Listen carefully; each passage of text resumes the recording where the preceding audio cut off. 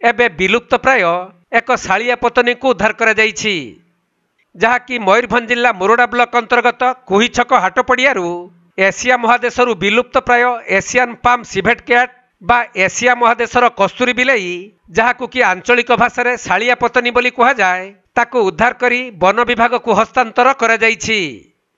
तेबे आम मुरुडा प्रतिनिधि आज सकाळू शालिया पतनी को कुकुर मानक ठारू उद्धार करथिले। परे Deuli range Kaliashul forest beat forest guard Jyotsna Rani Behera को फोन करी घटना संपर्क में जणाइबारू संगे संगे फरेस्ट गार्ड घटनास्थल में पहुंची शालिया पतनी को उद्धार करथिले।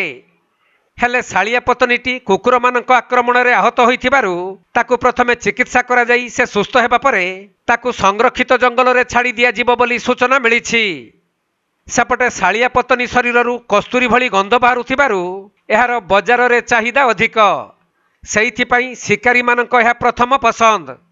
तेबे पूर्वरू भारतर जंगल गुड़िकरे शालिया पतनी बहुल भाव में देखा जाउथिले हैं एबे एमानक बासभूमिर अभाव और शिकारी शिकार जगू यह विलुप्त आड़ को मुहाईछि।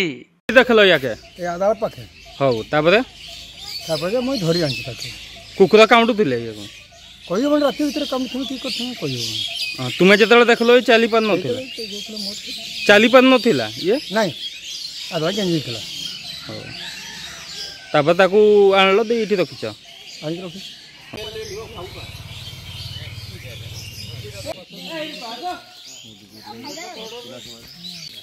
आइ टिके बरोबर अछि